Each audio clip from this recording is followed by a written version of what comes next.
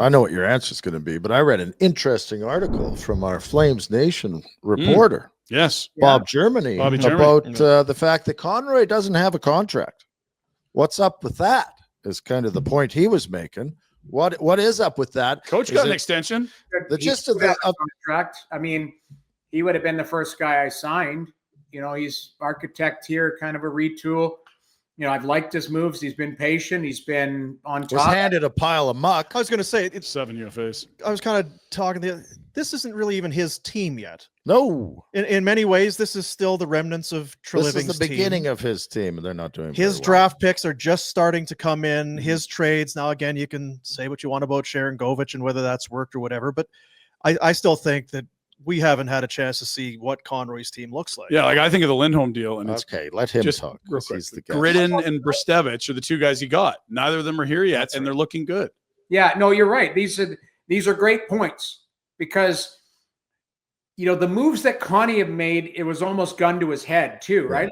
You know, like these type of deals, Lindholm, like you've got to figure out does your player now he might have a gun to his head. I don't know, but with Rasmus Anderson. Are you signing him? Or are you going to move him? Or what are you doing? Right? Like that type of stuff.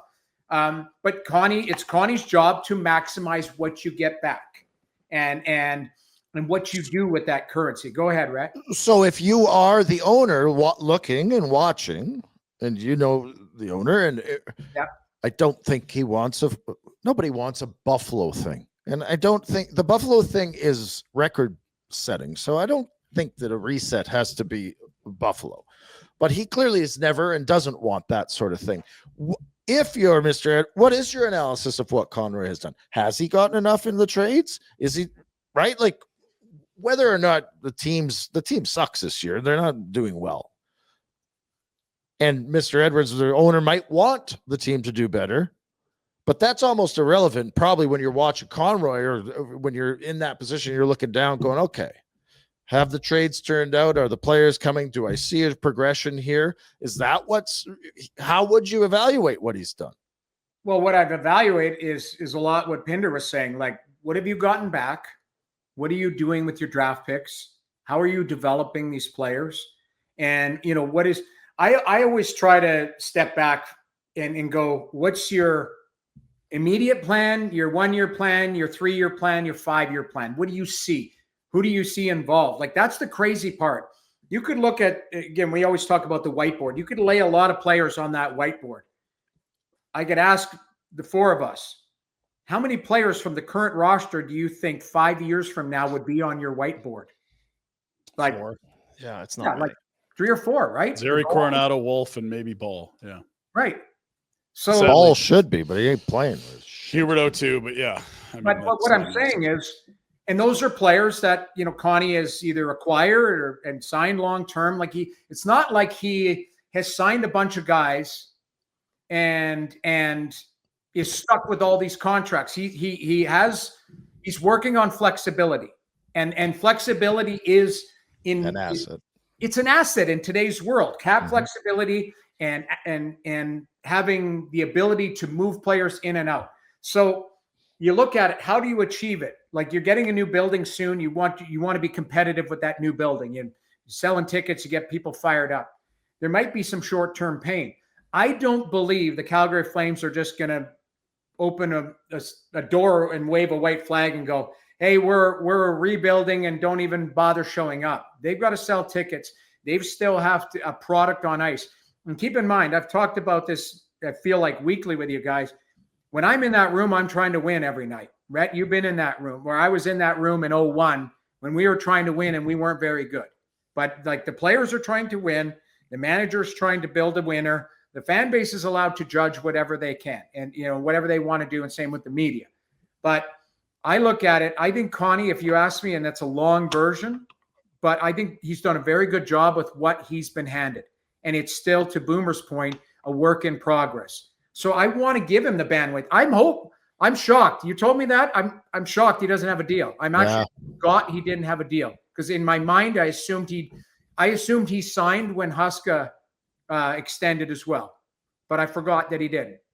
And look, if this was an organization that went out and hired established top of the market GMs, maybe you could build a case. But every time they go shopping for a GM, it's someone that's way out of the loop retread or somebody's first time where they make mistakes. I would be absolutely furious if Connie doesn't get an extension because they haven't paid for GMs. Yeah, but I think he's done a good job too. Yeah. Agreed. Yeah. If you sat there and go, my God, like we've got a disaster on our hands. And again, I'm not here to fire bullets, but Kevin Adams, I don't know in Buffalo if he's done a good job or if he inherited a mess or it's a combination of both or the owner got involved. He's been there long enough that his decisions are his decisions. With saying it without saying it. Like that's where it's like if they decided to move on, you go, oh, I get it. 14 years, no playoffs. Traded away players that went on to win cups and do all these things that could have been in your wheelhouse. Yep. That's not the case here with Connie. The one thing that I've really been impressed with Connie is he's built like a culture and a program there. And guys, you know, you don't see a lot of guys throwing their hands up and going, I got to get out of here. You know, there's contract status. I get that situation, but it's not like. For conversation's sake, can I just interrupt you? Is there another side to it though? Because let's not kid ourselves. We're very biased. We love Connie and we want him back. And I do believe in what he's doing. Right. But on the other hand, Rasmus Andersson, do you think you could have got, I mean, we don't know what we're going to get for him, but is that you allowed him to come back? He's not signed and you could have traded him last year. We're assuming for more than you'll be able to trade him for this year. Right. We're expecting a huge ransom for all these guys. Have they been as good as what you like? Have the returns been as good as, or do we have a bias? Well, okay. So the only thing you could go back to, and you just jogged something in my Kevin memory. Ball, 5.5. Is that good? Because he ain't playing worth 5.5 right now. Well, that comes back to Markstrom. You know, when did you trade him? Did you trade him at the right time or did you trade him when you could? Or keep in mind, the player controls a lot of this. He kiboshed it earlier. So right, and you got Reshny in that deal too. Don't forget that. That's the first round. I'm just all of it. See, this is why I need Pinder because he's like the voice of. You can have him. Well, they hate it, but I do know who was traded for who. That's right. Right. So this is why I need him to go. Oh, by the way, that's not a complete trade because of this X, Y, and Z. The tricky thing is you never know. You need 5 years. That's the problem. You don't know what the players are going to be, and you don't know what deals were made. Like we're led to believe there was a great deal with the LA Kings for Rasmus Andersson, but Andersson wasn't going to sign an extension. So, okay, that doesn't happen.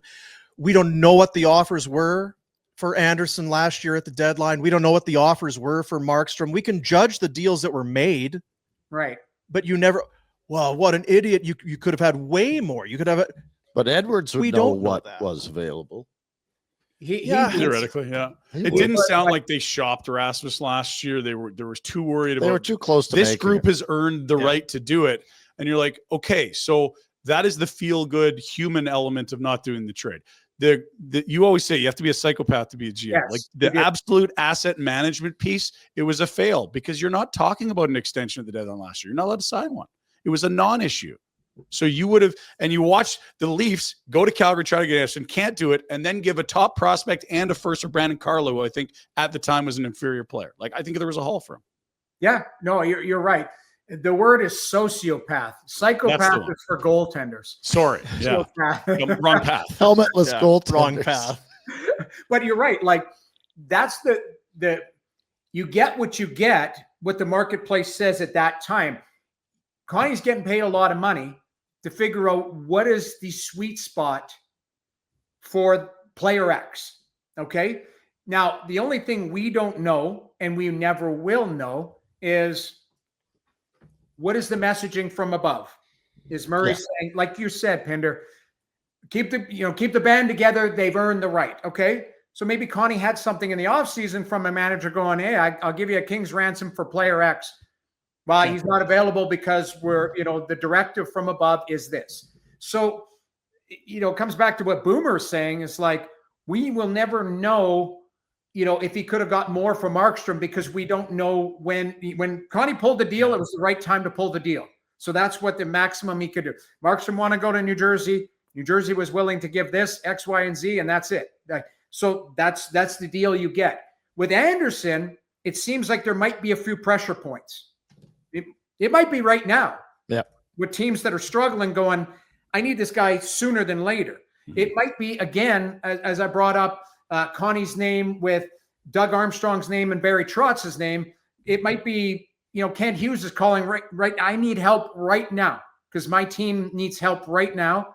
What are you willing to, if this player is willing to go, here's what I'm willing to give you.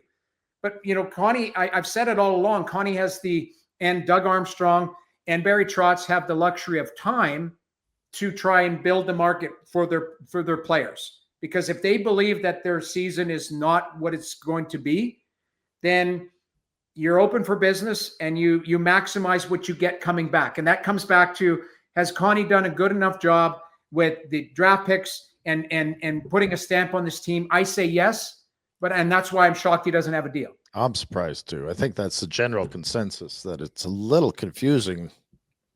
It has been kind of how the team has done business, though. There's been a lot, whether it's consistent. staff, coaches, management, where guys go into the last year of their deal without extensions and they play them out. And then I just remember Ken King would always talk, we're going to have a full evaluation at the season's end. Everyone's being paid. Everyone has a contract. No one's here. Making me mad. It's like, okay. Well, I mean, that is all true, but there's a way to treat people in a first-class organization, and leaving families swinging in the wind with 1 month left on their contract. You can treat people better than that if you know they're good at what they do. Agreed. Especially if you believe that person or player is staying. Right. Like, that's the other thing. It's like, I will say, for all of Daryl's warts, Daryl was a guy when he was a manager was like, I want you in my organization. Let's figure out how to make it work. That's it. Like, there was no messing around, no mind games. It was like, we got to figure out a price point. Daryl was great to me. I remember he was going to sign me back and we had negotiated a price, and he said, hold on a couple weeks. He goes, I might be able to get you 25 extra grand. Like, I've never had a manager do that. Yeah. It was like, I can't remember what I made. Murray's furious right now. Maybe I shouldn't have said that. 25 grand. But if he had a budget to work with, meaning he might have been able to move some money around and got somebody a little cheaper and found. So Murray wouldn't be mad at that. If Daryl hit a budget, it's more about how he allocated the money. So my point being is, like, I don't know, comes back to what you're saying, Pinder, like how you treat people. Here's the other thing. Craig Conroy, if he doesn't have a contract next year, there'll be other teams looking at him. Like, he's, Buffalo. Exactly. Like, there's other teams that their manager position might come up and go, I like that guy. He's a forward-thinking guy. I like what he's done with what's happening. He's in the New York Hockey Hall of Fame. I've seen his picture on the wall. So, natural fit there. The thing that he's done best that he doesn't get credit for in just the big market, because it's way too zoomed in, is the last 2 draft classes have been exceptional that he's had. And I know it's early and these kids haven't arrived, and it doesn't mean they're all going to make it. But when you talk to the scouting community and you talk to the analytics nerds, these guys are all way ahead of their brethren in those same rounds. Yeah. Like, that's the hardest thing to get credit for, because Murray can be like, I haven't seen any on the roster. I think the other thing too, and not to jump on you, but the other thing he's done too, and I know we kind of worried about it just as observers, but when you come in as a GM, I think sometimes the easy thing is, we're just going to sign him. He didn't sign Elias Lindholm. He didn't sign Noah Hannafin. Like, he didn't take the easy route because there was a lot of business for him to make, and he did not have the hammer in any of those deals. Really, it was him he had all these UFAs and all of this. I think he's done a good job in terms, and July 1st has been a non-issue. He signed Matt the last year, no bad whatever, no harm, no foul. Did nothing this year. Yeah, the trade he made last year for Frost and Farabee, it hasn't been a home run, but that was an easy deal to make. You got a young center, you got some young guys, you had cap space. Kuzmenko was what he was. Wasn't a home run for Philly either, right? Yeah, Kuzmenko didn't pop till he got to LA. Yeah, so I don't know. I just think and this trade, well, can we eat some money? We don't know if they can eat money, because that was the thing with the Markstrom deal. It felt like if the team was going to eat some money, some salary, and they ended up doing it. But like you say, it's so hard to know on just on the surface. Yeah, but how to judge it. I'm shocked he doesn't have a deal. I'm for sure. Yeah. But maybe it is been worked on behind the scenes. We don't know. Might be a non-issue. Yeah, it might be just it's sitting on his desk and he hasn't gotten around to it. I don't know, but I look at it.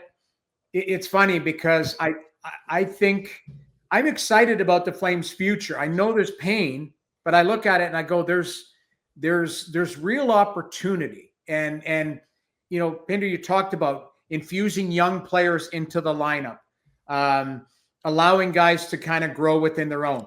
Getting, if you get a trade, for example, if let's just say that he trades Rasmus and you get a live roster player and a high pick and a prospect, that type of stuff. Maybe that live roster player, let's see what he's got, and he needs an opportunity to grow. You're a great bank for other teams. You have enough players that can contribute on really good hockey teams where they should be wanting your guys. You should be able to have a massive bank account. And the thing too is, like, Connie's built a culture where, Calgary is still a destination where it's not a lot. Like, I feel like it's not on a lot of like no-fly zones for other players. Like, I still feel like, there's teams where you're like, for example, I love Kevin Cheveldayoff. I played with Chevy. I love him to death. We were talking about, I was in Winnipeg the other day. That guy has had to deal with so many different things. He plays in a market that's on a lot of no trade lists just because of Winnipeg and the temperature, all of that type of stuff. Mosquitoes. Well, mosquitoes are bad. I'll sit inside on that one. But like, there's just so many different factors he's had to battle. But you look at, he's drafted, he's developed, he's been able to keep a lot of the players that play there and love it there because they've found a home. That organization was in the crossroads a couple years ago when Scheifele and Hellebuck came up, because that could have, those players decided, check, please. All of a sudden, Kyle Connor's going, what am I doing here? And then, Ehlers leaves, I get it, but Morrissey's committed. I look at it, my point being is that Connie's building a culture there. And, it's not a place where people get to and they got to get out of.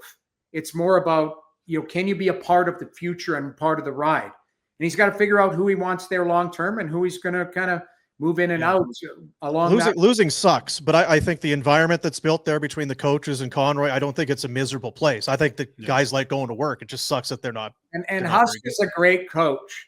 Hey, buddies, thanks for watching. We appreciate it. Also, if you could throw in a like and subscribe, it does help us out with what it is we are doing. And check out more at flamesnation.ca.